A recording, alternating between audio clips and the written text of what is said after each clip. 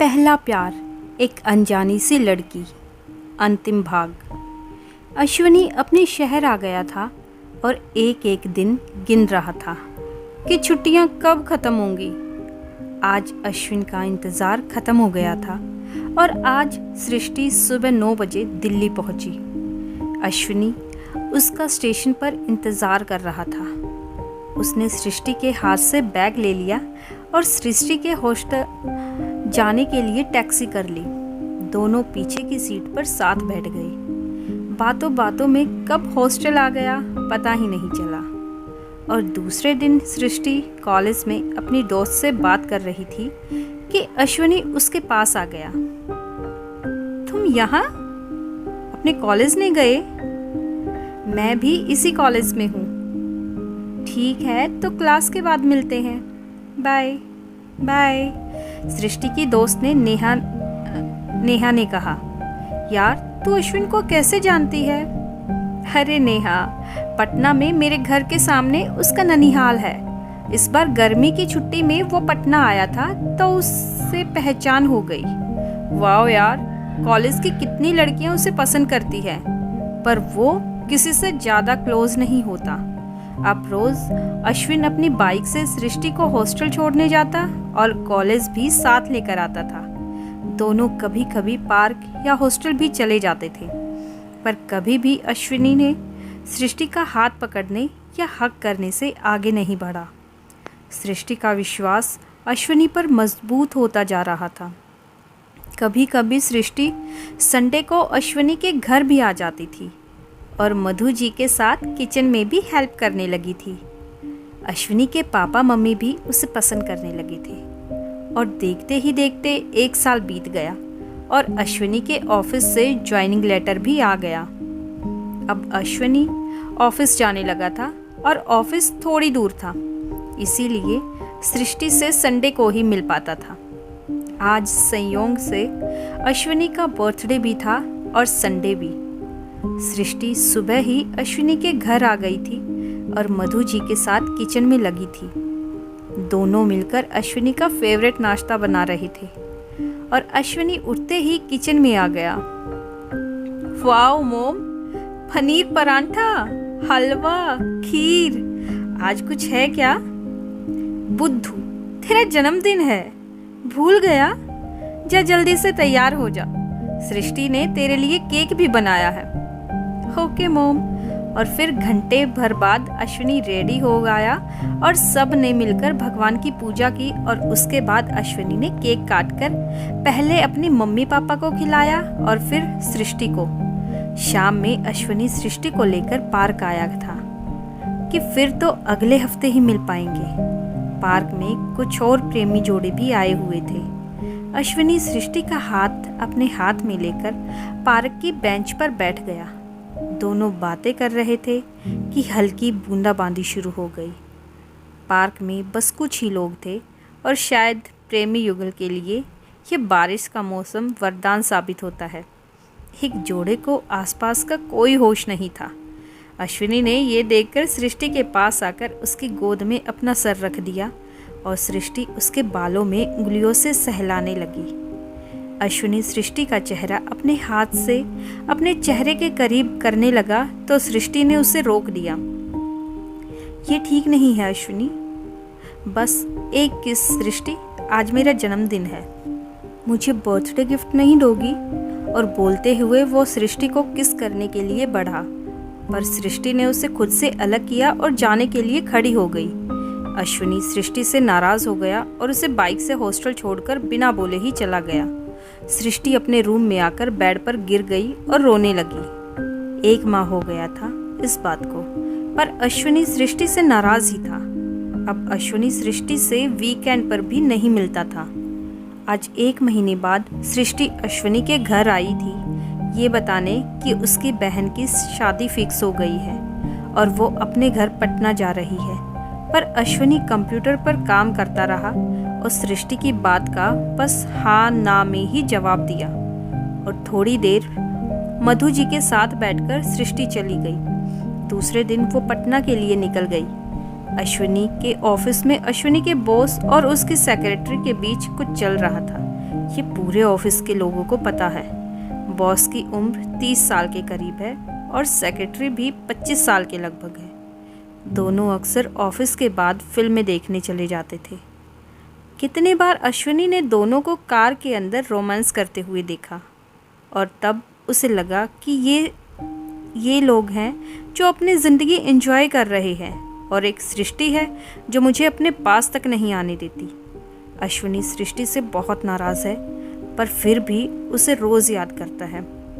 उसके ऑफिस में ही टीना है जो उसके साथ टाइम स्पेंड करना चाहती है, उसके साथ फिल्म देखने के लिए जाना चाहती है, मगर वो उसे इग्नोर कर देता है और कोई ना कोई बहाना बनाकर बात टाल देता है।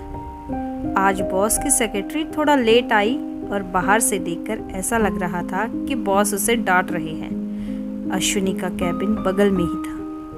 थोड़ी देर बाद उसने देखा कि वो रोते हुए बाहर निकल रही है, तो अश्विनी ने उसे बैठने के लिए चेयर आगे किया और पानी का ग्लास बढ़ाया।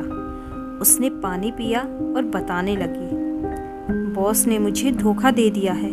वो किसी और से शादी करने जा रहे हैं और मैंने जब अपने प्यार का वास्ता दिया तो बड़े आराम से कह दिया कि तुम जब मेरे साथ इतना क्लोज थी तो पता नहीं कितनों के साथ। मुझे तो बोलने में भी शर्म आ रही है। मैं नहीं जानती थी कि वो ऐसा निकलेंगे, पर मैं भी छोड़ूंगी नहीं, उसे कोर्ट तक लेकर जाऊंगी। अश्विनी तो सब सुनकर सकते में आ गया। ऑफिस के दूसरे लोग भी आकर बातें सुनने लगे थे, इसलिए बॉस ने लिसा को अंदर बुलाया और सारी बात तो अश्विनी को नहीं पता चली, पर उसका ट्रांसफ़र बेंगलोर वाले ऑफिस में ही हो गया और 2 दिन बाद बॉस की सगाई होने वाली। इस घटना ने अश्विनी को समझा दिया कि क्यों सृष्टि अश्विनी को पास नहीं आने देती थी। मन में फिर भी थोड़ा गुस्सा था कि सृष्टि उसे फरेबी समझती है, पर नाराज़गी दूर हो गई थी। अब अश्विनी सृष्टि के पटना से आने की राह देख रहा था। सृष्टि दिल्ली आ गई थी और उसे आए हुए 1 हफ्ता हो गया था। अश्विनी ऑफिस से आया तो उसकी मॉम उसके लिए चाय लेकर आई। उस वक्त वो थोड़ी थकी हुई लग रही थी। क्या बात है मॉम, आपकी तबीयत ठीक नहीं लग रही? हाँ बेटा, कल आप मेरे साथ डॉक्टर के पास चलेंगी। आप अपना बिल्कुल ध्यान नहीं रखती। ऐसी बात नहीं है बेटा, तुम परेशान मत हो। आज सृष्टि आई थी, वो भी मुझे यही कह रही थी। मैंने बहुत मना किया कि अश्विनी से कहूँगी कि वो ले जाएगा डॉक्टर के पास, पर उसने कहा है कि वो कल सुबह आएगी और मुझे डॉक्टर के पास लेकर चलेगी। बड़ी अच्छी बच्ची है। जब मधु जी ने अश्विनी को बताया कि सृष्टि दिल्ली में है तो अश्विनी को बहुत दुख हुआ और फिर बोला, ठीक है मॉम, अब सृष्टि के साथ चले जाना, पर अब खाना मत बनाना, मैं ऑर्डर कर दूंगा। अरे बेटा, ऑर्डर मत करो, सृष्टि ने खाना बनाकर हॉट पॉट में रख दिया है। ओके मॉम, मैं थोड़ी देर लेटने जा रहा हूँ, कोई काम हो तो आप मुझे बुला लेना। ठीक है बेटा, तुम आराम करो। अश्विनी बिस्तर पर करवटें बदल रहा है और सृष्टि के बारे में सोच रहा है कि सृष्टि मेरे घर आई पर मुझसे नहीं मिली। इसका मतलब वो मुझसे नाराज़ है और उसे नाराज़ होना भी चाहिए।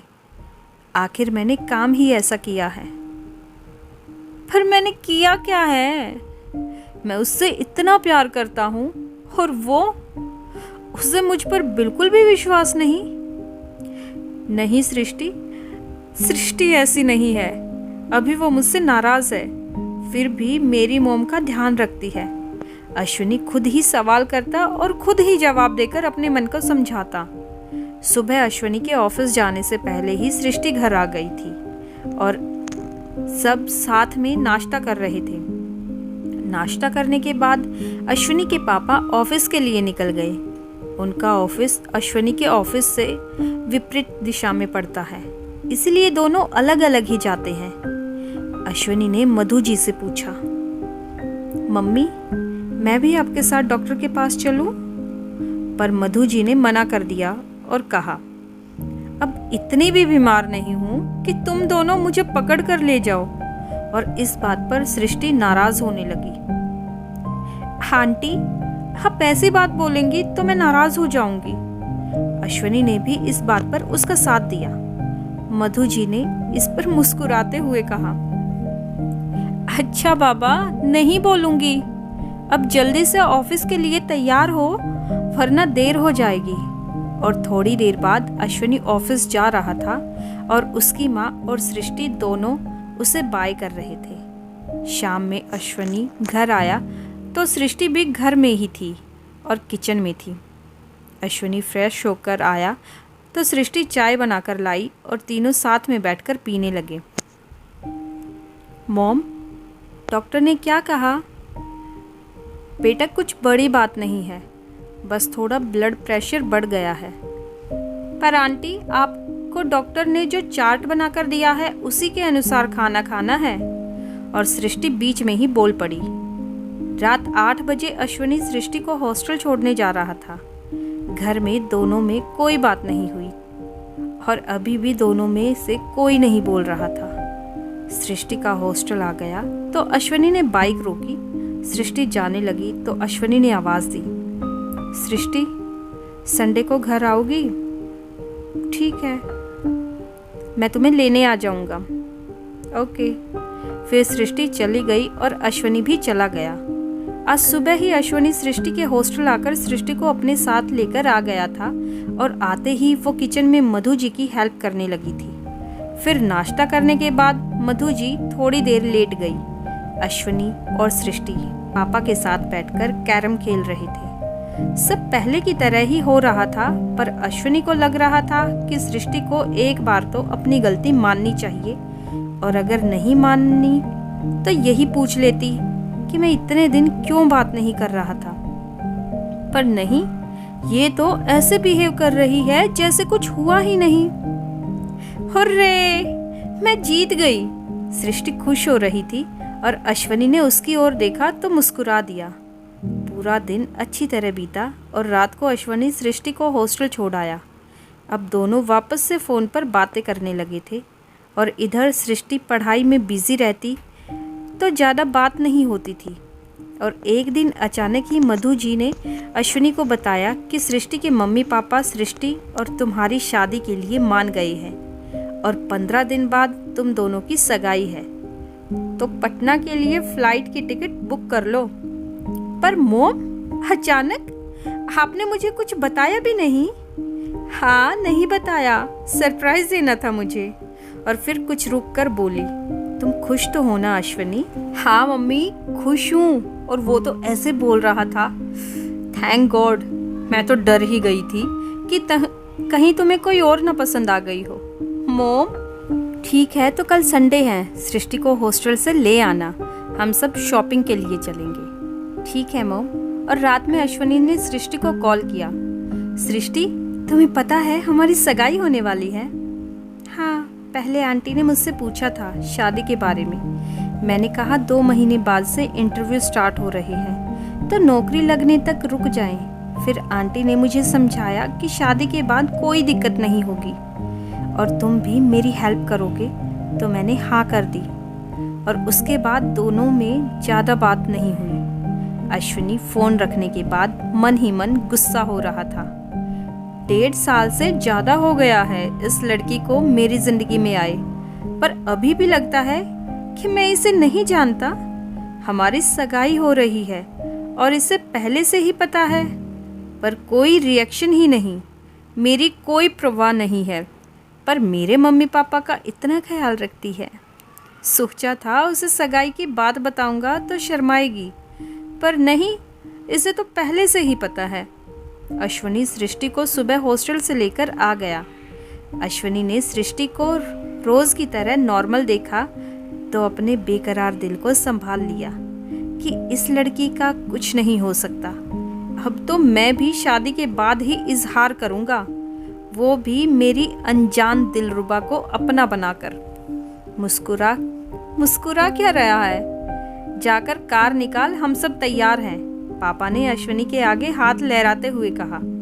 तब अश्वनी अपने ख्यालों से बाहर आया और कार की चाबी लाने कमरे में गया। अश्वनी और सृष्टि की सगाई हो गई थी और अभी सब पटना में ही थे। साची भी अपने पति के साथ वहीं थी। उसके पति बैंक मैनेजर हैं। दोनों कुछ दिन पहले ही हनीमून से लौटे थे, पर शायद दोनों का खुमार नहीं उतरा था। दोनों एक दूसरे के साथ ही नजर आते थे और मौका मिलते ही दोनों का रोमांस शुरू हो जाता था। सृष्टि की मम्मी ने पंडित जी को शादी का मुहूर्त निकालने के लिए बुलाया था। अश्विनी और उसके मम्मी पापा भी वहीं मौजूद थे। पंडित जी ने थोड़ी देर गणना की और उसके बाद बताया कि इसी महीने शादी हो तो अच्छा रहेगा, क्योंकि फिर खड़ मास शुरू हो जाएगा। सृष्टि के पापा तो खड़ मास के बाद शादी करने के पक्ष में थे, पर अश्विनी के पापा ने उन्हें मंदिर में शादी करने का सुझाव दिया कि नए जोड़े को भगवान का आशीर्वाद मिलेगा और हम रिसेप्शन पार्टी में लोगों को बुलाकर अपने अरमान पूरे कर लेंगे। और फिर सब लोग इस बात पर सहमत हो गए। फिर पंडित जी ने 2 दिन बाद का मुहूर्त निकाला और दोनों की शादी मंदिर में हो जाती है।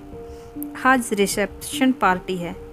आज अश्विनी और सृष्टि दोनों स्टेज पर खड़े होकर मेहमान का स्वागत कर रहे हैं और लोग दोनों को गिफ्ट दे रहे हैं।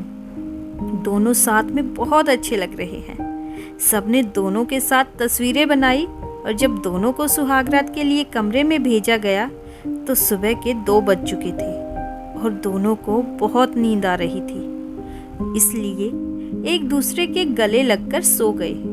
सुबह 5 बजे अश्विनी की नींद खुली तो सृष्टि सो रही थी। अश्विनी ने सृष्टि को किस किया तो उसकी नींद खुल गई और वो उठने लगी। क्या हुआ, तुम्हें इतनी जल्दी उठना है? हाँ अश्विन, आज मेरा इस घर में पहला दिन है, तो पूजा करने के बाद ही पहली रसोई होगी मेरी। तुम भी ना, घर में 4 नहीं 40 लोग हैं। तुम इतने लोगों के लिए खाना बनाओगी? वही तो, इसलिए तो जल्दी उठ रही हूँ। परेशान मत हो जान, मेरी मम्मी से बात हो गई है, खाना रसोइया बनाएगा। तुम सबके लिए खीर बना देना। थैंक यू अश्विनी, आपने तो मेरी सारी टेंशन ही दूर कर दी।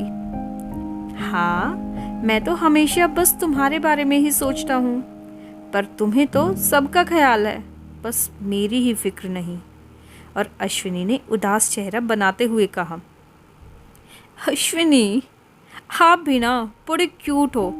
कहते हुए सृष्टि ने अपनी बाहें अश्विनी के गले में डाल दी और अश्विनी ने उसे वापस चादर के अंदर खींच लिया। फिर 7 बजे अश्विनी को सोता छोड़कर सृष्टि उठ गई और आधे घंटे बाद शीशे के सामने खड़े होकर बाल सुलझा रही थी और बाल का पानी सीधे अश्विनी के चेहरे पर पड़ा तो उसकी नींद खुल गई। वो सृष्टि के पास आ गया था। प्लीज़ अश्विनी, अभी नहीं, मुझे पूजा करनी है। आप भी नहा कर आइए, आपको भी साथ में पूजा करनी है। अश्विनी ने उंगलियों को अपने चेहरे पर फिराया और पानी की बूंद उंगली पर लेकर सृष्टि को दिखाया। आधा तो तुमने नहला ही दिया है, और एक बार तुम्हें गले लगा लूं तो पूरा हो जाएगा। सृष्टि ने शर्मा कर आंखें बंद कर ली और अश्विनी मुस्कुरा कर बाथरूम में घुस गया। जब दरवाज़ा बंद करने की आवाज़ आई तो सृष्टि ने आंखें खोली और मुस्कुराते हुए बाल सुलझाने लगी। थोड़ी देर बाद दोनों ने साथ में भगवान की पूजा की और बड़ों के पांव छूकर आशीर्वाद लिया। अश्विनी और सृष्टि की शादी अचानक ही तय हुई थी, तो अश्विनी को अपनी छुट्टी बढ़ानी पड़ी थी और अब वो छुट्टी भी खत्म हो गई थी। आज अश्विनी अपने मम्मी पापा के साथ दिल्ली जा रहा था, वो भी सृष्टि को साथ लेकर। इसलिए दोनों परिवार वाले सबको एक साथ विदाई दे रहे थे। सबकी आंखों में नमी थी। शाम तक सब अपने घर में थे और दूसरे दिन संडे था, तो अश्विनी और उसके पापा सोने चले गए। सृष्टि मधु जी के साथ रात के लिए डिनर बनाने लगी। सृष्टि ने मधु जी को मना किया कि 4 लोगों के लिए बनाने में कितनी देर लगेगी। आप रहने दीजिए मॉम, मैं कर लूँगी। पर वो नहीं मानी और सब्जी काटने लगी। बोली, दोनों मिलकर जल्दी कर लेते हैं, फिर थोड़ी देर तक सो जाएंगे और फिर सब साथ में खाना खाएंगे। और रात में अश्विनी सृष्टि के गोद में सर रखकर लेटा हुआ था और सृष्टि से बोल रहा था, यार क्या सोचा था कि हनीमून मनाने स्विट्ज़रलैंड जाऊंगा, पर देखो अभी छुट्टी ही नहीं मिलेगी इतनी जल्दी। कोई बात नहीं अश्विनी, और सच कहूँ तो इस महीने में मैं इंटरव्यू की तैयारी करना चाहती हूँ और तुम्हें इसमें मेरी मदद करनी है। अब सो जाते हैं, सुबह से ऑफिस जाना है, तुम्हें और मुझे कॉलेज। 1 महीने बाद सृष्टि ने इंटरव्यू दिया और वो पास हो गई। साल का 18 लाख का पैकेज था उसका। घर में सब बहुत खुश थे। अश्विनी के पापा ने खुशी से सृष्टि को कुछ मांगने के लिए कहा कि आज तुम्हारा दिन है बेटा, तुम जो कहोगी मैं वही करूँगा। सृष्टि ने उन्हें ऑफिस से छुट्टी लेकर मम्मी के साथ घूमने जाने के लिए मना लिया था और 10 दिन बाद मधु जी अपने पति के साथ मुंबई घूमने जा रही थी, तो दोनों बहुत खुश थे। मम्मी पापा को खुश देखकर अश्विनी भी बहुत खुश था। वो जानता था कि मम्मी पापा कभी पैसों की कमी की वजह से तो कभी अश्विनी की पढ़ाई की वजह से कहीं घूमने नहीं जाते थे। वो भी चाहता था कि अपने मम्मी पापा को घूमने भेजे, पर सृष्टि ने तो आते ही ये सब कर दिखाया था। आज उसे अपने प्यार पर गर्व हो रहा था। अश्विनी के मम्मी पापा मुंबई घूमकर आ गए थे और 4 दिन बाद सृष्टि का जन्मदिन था, पर अश्विनी के मम्मी पापा ने उसके लिए गिफ्ट पहले ही दे दिया था और ये गिफ्ट स्विट्ज़रलैंड की टिकट थी। पर पापा मेरा पासपोर्ट नहीं है, सृष्टि ने कहा। वो सब मेरी जिम्मेदारी है, अश्विनी ने पीछे से आकर कहा। मैंने पहले ही तुम्हारे पासपोर्ट के लिए अप्लाई कर दिया था।